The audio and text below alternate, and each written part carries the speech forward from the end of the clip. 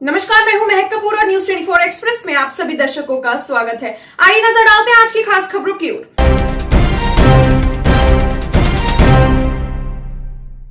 दो गज की दूरी, मास्क है जरूरी।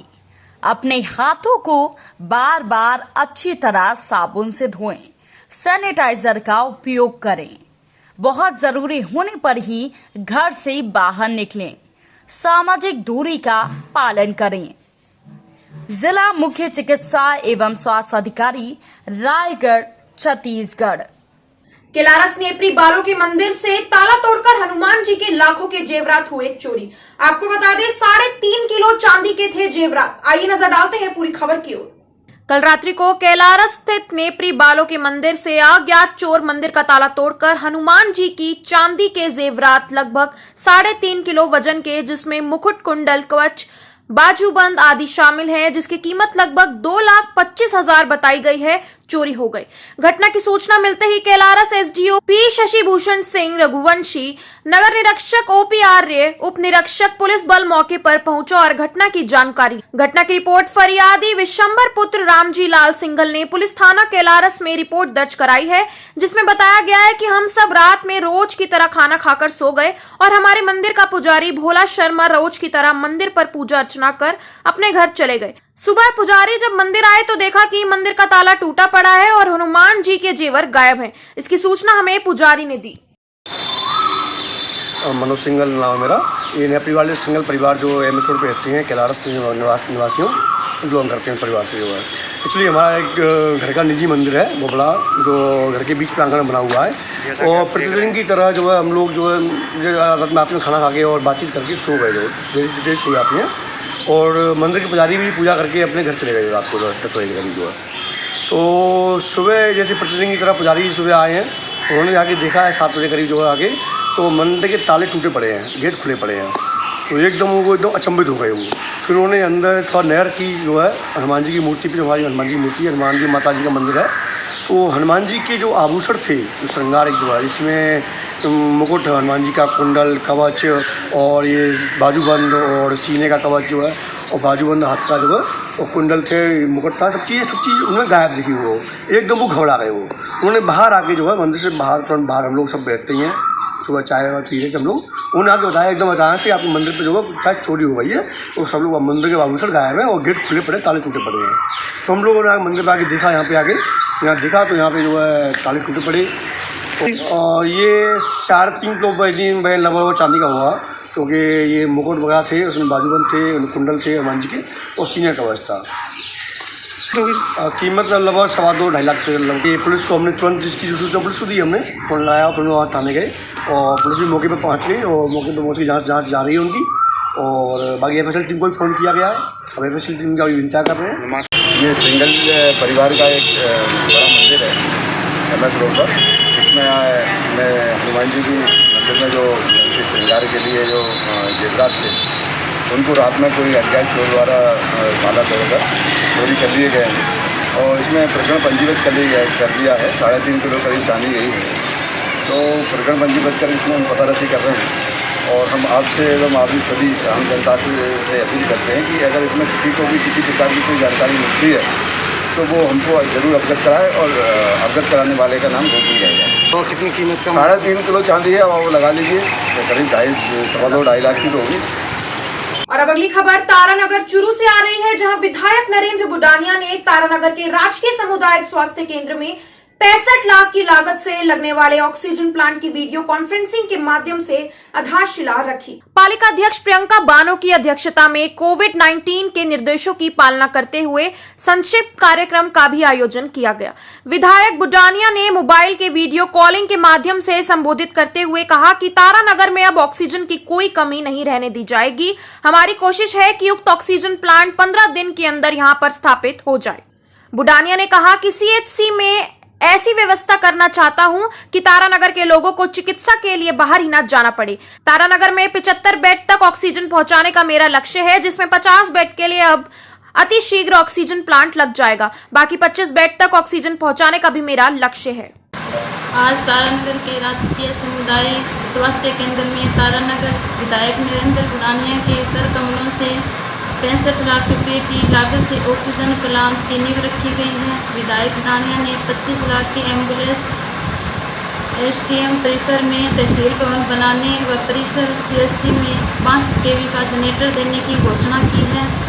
आज कार्यक्रम में एसडीएम मोनिका जांखड़, बीडीओ संत कुमार मीणा, प्रधान संजय कस्बा एवं पार्टी के कार्यकर्ता व पदाधिकारी मौजूद रहे। मैं तारानगर शहरवासियों की तरफ से विधायक डाणिया का धन्यवाद ज्ञापित करती हूँ। राजस्थान के मुख्यमंत्री अशोक जी गहलोत की प्रेरणा से किसान नेता एवं विधायक श्रीमान नरेंद्र जी बुडाणिया द्वारा विधायक कोष से 65 लाख रुपए में 50 बेड के ऑक्सीजन सप्लाई का ऑक्सीजन प्लांट का शिलान्यास आज सुबह किया गया।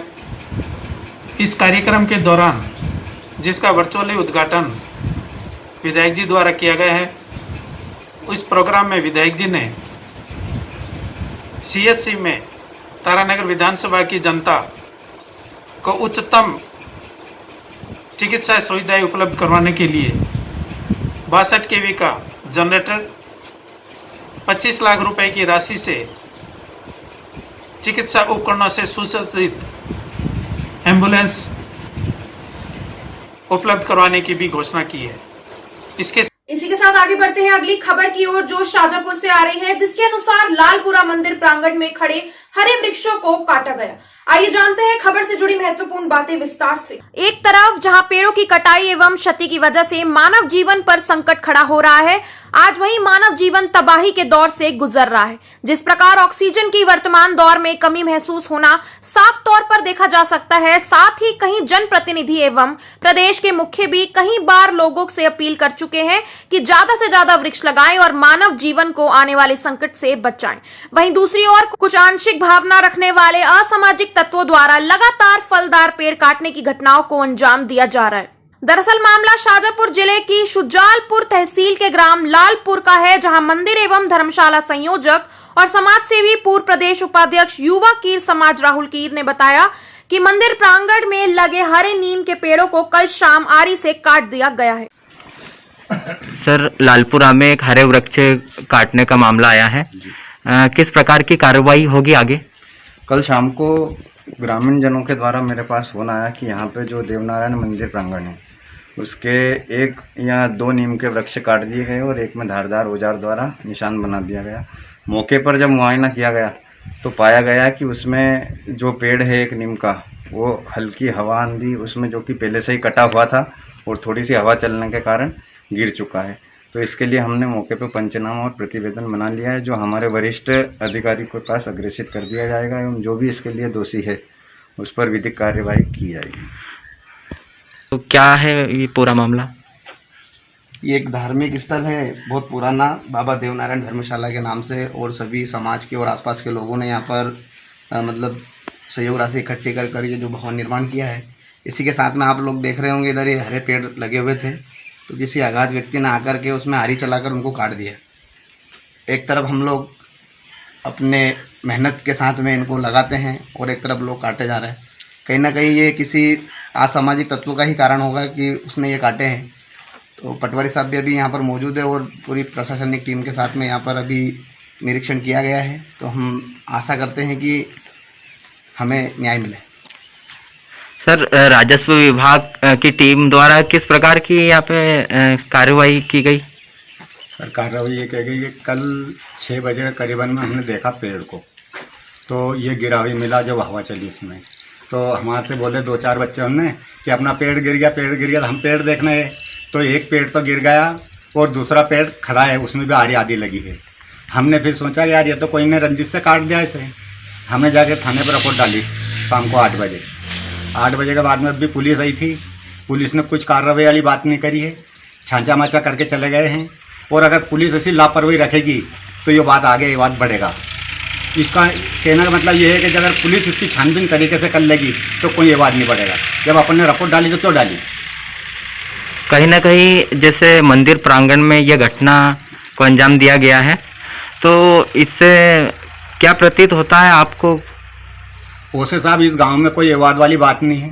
हिंदू और मुसलमान हैं, सब भाई जैसे रहते हैं, कोई बात की विवाद नहीं है। पर कोई पापी ऐसा पैदा हुआ है कि ये विवाद हिंदू मुसलमान में भरने चाहता है।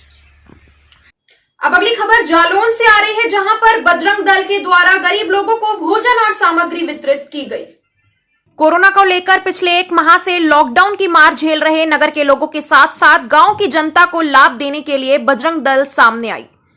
बता दें कि कोरोना से परेशान गरीबों को राहत देने के लिए विश्व हिंदू परिषद बजरंग दल के नेतृत्व में विश्व हिंदू परिषद के विभाग मंत्री बलवीर सिंह जादौन व विभाग मठ मंदिर प्रमुख इंद्रपाल सिंह चौहान, जिला सह मंत्री सुधीर शर्मा जी एवं बजरंग दल के जिला संयोजक मोनू पंडित, जिला सह संयोजक दीपक शर्मा, जिला सह संयोजक गणेश चौहान के निर्देश अनुसार आज कादोरा प्रखंड में गरीब लोगों को भोजन की सामग्री और गायों को हरा चारा खिलाया गया और यह भी निर्णय लिया गया कि गरीब असहाय लोगों को हर संभव से सभी प्रकार की मदद दी जाएगी। इस मौके पर भारी तादाद में विश्व हिंदू परिषद बजरंग दल के कार्यकर्ता मौजूद रहे।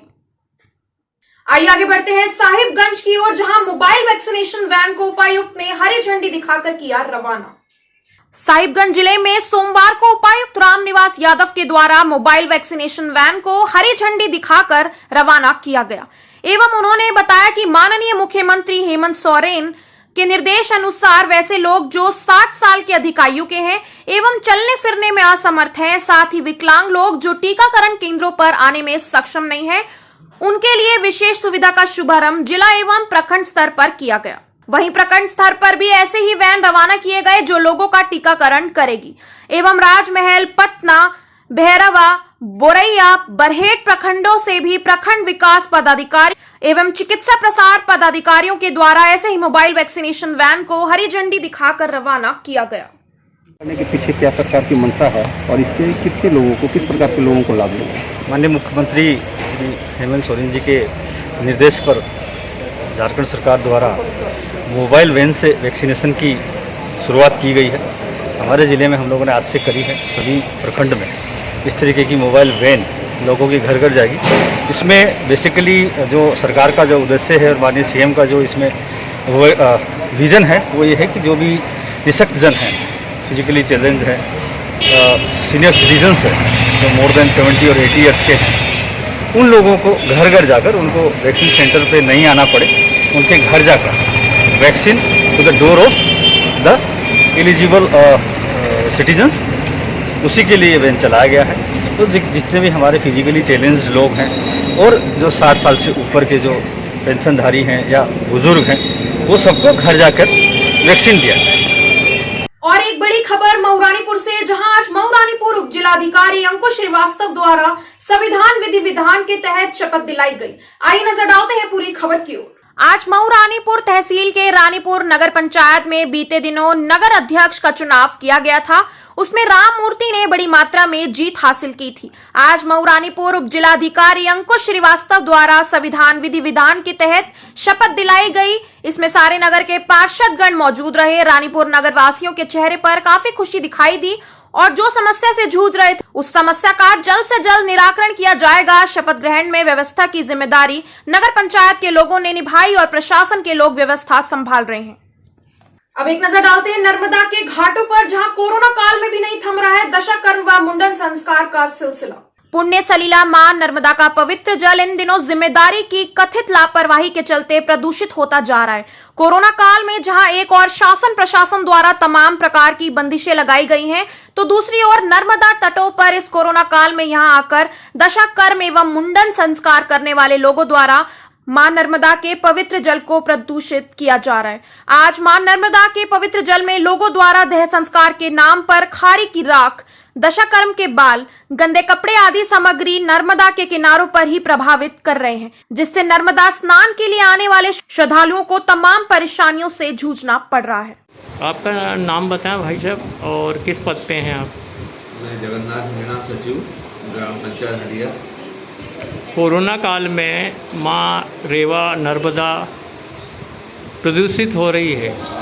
प्रशासन, स्थानीय प्रशासन में आप हैं, क्या व्यवस्थाएं की हैं आपने? मुंडन संस्कार और दशाकर्म के बाल और कपड़े गंदे माँ नर्मदा में प्रवाहित कर रहे हैं, खारी की राख, तो क्या प्रशासन, स्थानीय प्रशासन ने इन लोगों पे क्या कार्रवाई करने का मन बनाया है? लॉकडाउन में वैसे तो पूर्णतः मुंडन संस्कार, नर्मदा में स्नान, सभी चीज़ें का प्रतिबंध है और इसके लिए हमारे पुलिस प्रशासन सतत वहाँ पे निगरानी रखते हैं। इसके बाद भी अगर कोई चोरी छिपे अगर ऐसा कार्य करते हैं तो यह हमारे माँ नर्मदा पुण्य सलीला के मतलब के लिए अच्छी बात नहीं, हम सभी लोगों के लिए अच्छी बात नहीं है। और हम इसके लिए एक बार फिर से प्रशासन, ग्राम पंचायत की ओर से, पुलिस प्रशासन की ओर से हम लोग फिर से इसको देख के पूर्ण प्रतिबंध लगवाएंगे। अब बारी है अगली खबर की, जो बड़ौदा से आ रही है, जिसके अनुसार नगर परिषद बड़ौदा प्रशासक महोदय ने अनलॉक को लेकर व्यापारीगण के साथ की बैठक। जानते हैं बैठक से जुड़ी बातें विस्तार से। मध्य प्रदेश शासन ने अनलॉक को लेकर 1 जून से शुरू करने की प्रक्रिया की। इसके लिए श्योपुर जिले में भी बैठक ली गई। इसी तारतम्य में बड़ौदा नगर परिषद में प्रशासक महोदय ने नगरीय प्रशासन व व्यापारियों के साथ बैठक ली, जिसमें बताया गया कि जिला प्रशासन की गाइडलाइन के अनुसार दुकानें खोली जाएंगी, जिसके लिए अभी तक समय तय नहीं हुआ है। अभी कोविड टीकाकरण के लिए भी व्यापारीगण से कहा गया है कि जल्द ही समय सीमा निर्धारित की जाए और कोरोना संक्रमण को रोकने के उद्देश्य से सभी वार्डों में सैनिटाइजर की व्यवस्था की जाए। सर, अभी क्राइसिस मैनेजमेंट की बैठक हुई आपकी, क्या उसमें गाइडलाइन नगरवासियों को? ये क्राइसिस मैनेजमेंट की बैठक नहीं है। क्राइसिस मैनेजमेंट की बैठक सब पल लिया जा चुका है जी। ये बैठक ये सरकार के से जुड़े हुए लोगों को थी, जिसमें सभी प्रकार के व्यापारी थे। केवल उन लोगों को ये मैसेज देना था कि भाई उसी व्यापारी की दुकानें खुलेगी जो टीका लगा ले, यही मैसेज देना था यार। बाकी जो नियम होंगे जिले से प्रसारित होंगे, कब से कब तक दुकानें खोलनी है, किस दिन से खोलनी है, ये तय हो रहा है। सभी लोगों को टीके का संदेश देना था कि जो टीका लगाएगा उसी की दुकान खुलेगी, चाहे वो कपड़े का हो, चाहे किराना का हो, चाहे फल वाला हो, चाहे सब्जी वाला हो, चाहे दूध वाला हो। ये सब लोग टीका लगाएं, सुरक्षित रहें और लॉकडाउन में जो दुकानें खुले तो जो भीड़ आए उससे सुरक्षित। सर, क्या अपील है आपकी लोगों से कोरोना को लेकर? कोरोना को लेकर के सभी लोगों से अपील ये है कि सभी लोग अधिक से अधिक संख्या में, अब 18 से ऊपर वाले लोगों की टीका की व्यवस्था हो गई है, तो सब लोग टीका लगवाएं और सुरक्षित रहें। टीका ही एक उपाय है जो ये सुरक्षा कवच कहिए इसको कोरोना के लिए, तो ये सुरक्षा कवच है, इसको पहनना जरूरी है।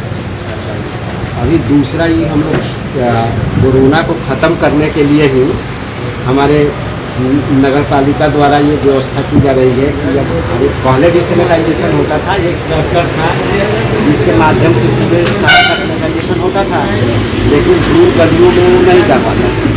इसलिए गलियों में सैनिटाइजेशन हो ताकि कोरोना के वायरस जो है यदि हवा में है तो ख़त्म हो सके। इसके लिए आज सभी 15 वार्डों के लिए 15 मशीनें ली गई हैं और ये 15 लड़के हैं जो प्रतिदिन इनके लिए जो निर्धारित वार्ड है, जो गली है, उस गली में ये लोग सैनिटाइजेशन का काम करेंगे। आपके सामने ये लोग खड़े हैं, अभी ये लोग रवाना हैं। ठीक है।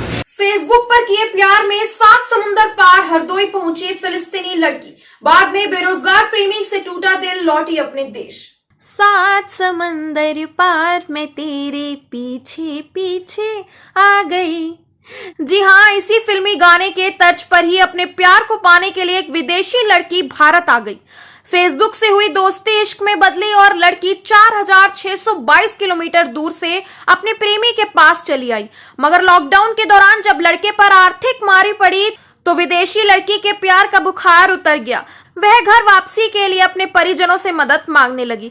दरअसल मामला हरदोई जनपद के मझीला थाना क्षेत्र का है। यहीं के एक युवक पवन की दोस्ती फिलीपींस की एक लड़की एडना से हो गई। फेसबुक से शुरू हुई दोस्ती में युवती अपना देश, घर, परिवार सब कुछ छोड़कर प्रेमी युवक पवन के पास हरदोई चली आई।